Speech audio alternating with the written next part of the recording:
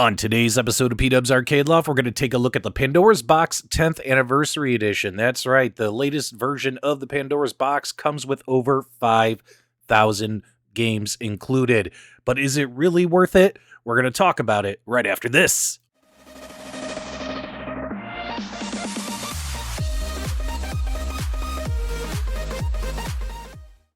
If you've been following the channel for a while, you know I picked up a Chewlix Candy Cab from the Captain's Auctions warehouse not too long ago. Link for that video in the description below. It came with this Pandora's Box 9D, which has all kinds of issues with it. This 10th Anniversary Edition doesn't have the improvements I'm looking for. Will this be a plug-and-play swap that I keep forever? Or is this a bust? But for now, let's go over the Pandora's Box 10th Anniversary Edition, like all the different features included on this particular unit. So if you take a look here, you'll notice that I do have the arcade version. That's right. This does require using a Jamma harness or Jamma connectors. You will see there's two USB ports on the side. Those can be used with light guns, trackballs, or miscellaneous game controllers. There's also a setting button there, which you would press in while the unit's booting up to enter into different kinds of settings. Taking a look here, you do have your volume slider if you're just going to use this for adjusting your volume versus external speakers. You also have a 3.5mm audio jack if you're going to be connecting this to a different audio system. Got your VGA port. That's how we're going to connect this to my Chewlix, because the monitor here uses a VGA connection. HDMI connection if you're using an HDMI monitor, and of course an Ethernet port, and this thing does have Wi-Fi built in as well. All in all, it's got a lot of nice add-ons and features for this box, especially with the ability to add their own custom light guns coming soon.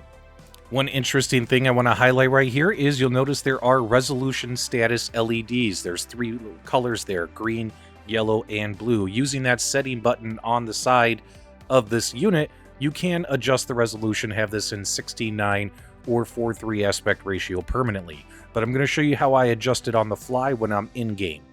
One question you might have is, well, what improvements have they made versus prior generation Pandora's boxes? Well, taking a peek here, DIY Retro Arcade has got us covered because they've saved an awesome marketing slick, showing off the 17 different emulators included, what systems are included on here. Especially, you gotta love that it says light gun games. Also, all the new features included with this box, changes they've made, being able to search now by alphabet, search now by emulator, search by game type.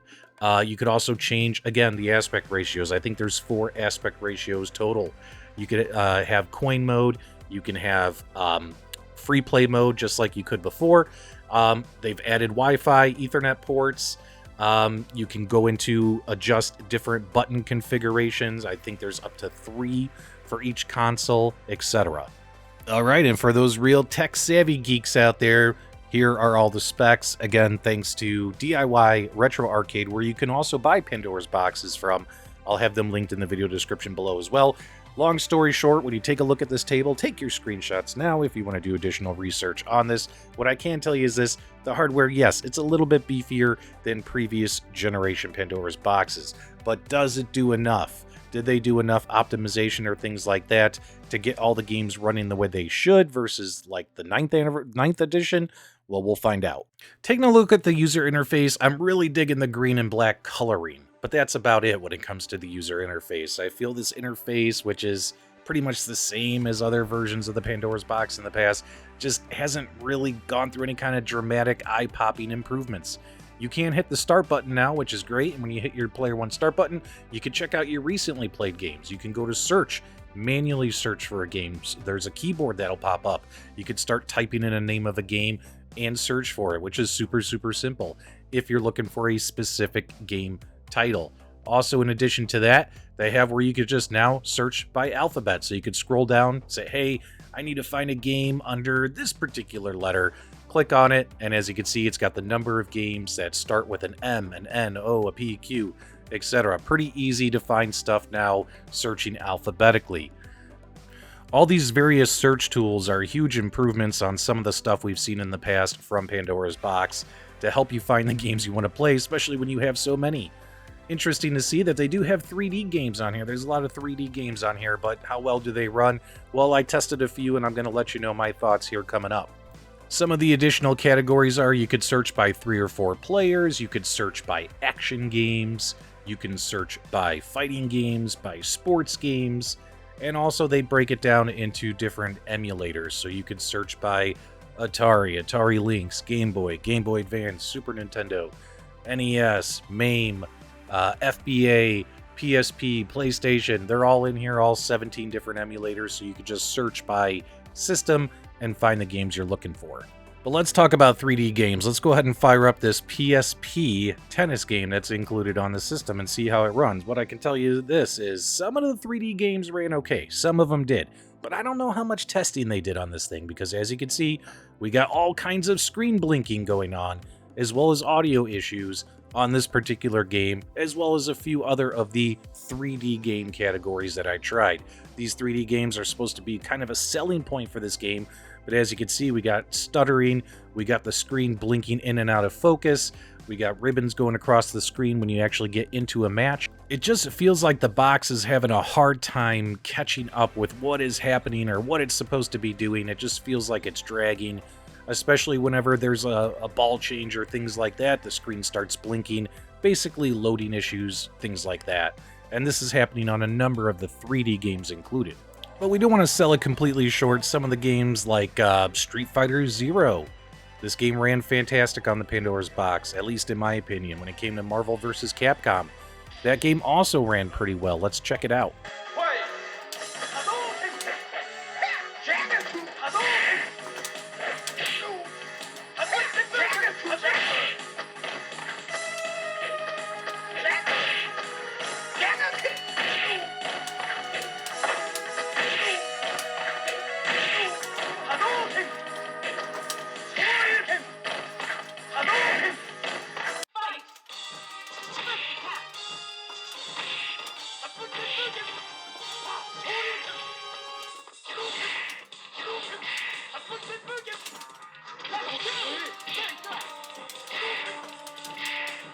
So unfortunately, it's going to be hit or miss, and unfortunately, I don't have time to play all 5,000 games and review every single one. Taking a look at Tekken 3, another 3D game. This game actually, it ran okay, but then it was stuttering, but definitely a lot of audio choppiness. So unfortunately, the 3D games, which should be a big selling point on this box, it's going to be hit or miss. When it comes to all your MAME and FBA games, a lot of those run fantastically, especially a lot of the lower-end consoles, Nintendo, Sega, Super Nintendo, etc. Now, one of the coolest features, in my opinion, is depending on the monitor you're using. So, for instance, this Chewlix Cab I got, it's got a 16:9 monitor. If you hold down your hotkey and your start button, you're able to enter into the game settings for any game, which is great. You got save states. You can load save games. You could change different configurations for the console as well as for the gamepad, so you could set up multiple different controller options depending on how you want to play. So that's cool. But then again, this is my favorite part, being able to hop in here on the fly and say, you know what, I want to put this game in its proper arcade 4:3 aspect ratio. Doing that is awesome because sometimes some of the games, I don't mind playing them stretched, but having the ability to hop in here and now put like Alien vs. Predator in its proper aspect ratio, and because this is a 32-inch screen, I now have a 20-something inch playfield, and it looks great, and the image isn't stretched.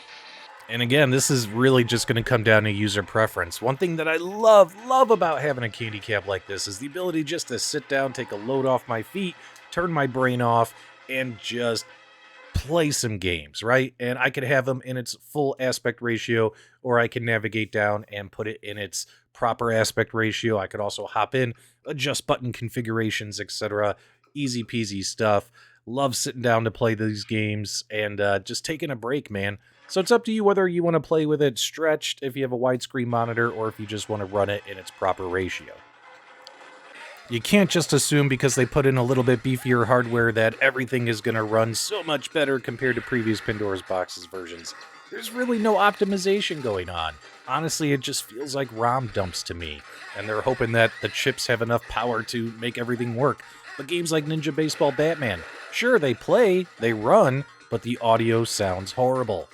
So just being transparent with all of you, what interested me the most about Pandora's Box 10th Anniversary Edition is the fact that there are 61 light gun games included, plus there's going to be light guns that are compatible with the Pandora's boxes being released. In fact, I have some that have already shipped. I should be receiving them shortly, and I'm going to do a follow-up video showing off those light guns very, very soon. But if those light guns can't save the process, I have to tell you guys, I'll be honest, I'm not super happy with the Pandora's Box 10th Anniversary Edition. Just in my opinion, there's just too many games that have audio issues, mostly audio issues. A lot of the visual issues seem to have disappeared. I noticed some of the games that I played on the 9D that had screen tearing didn't have screen tearing anymore. But then again, some other games now looked messed up. It just really feels like there's just no optimization going on whenever they're building these things overseas. Overall, it's still hit or miss, mostly miss. Can't highly recommend it, but it's still fun plug-and-play solution for someone who just wants to buy a box, hook it up to an arcade machine, and be done with it, and play some games.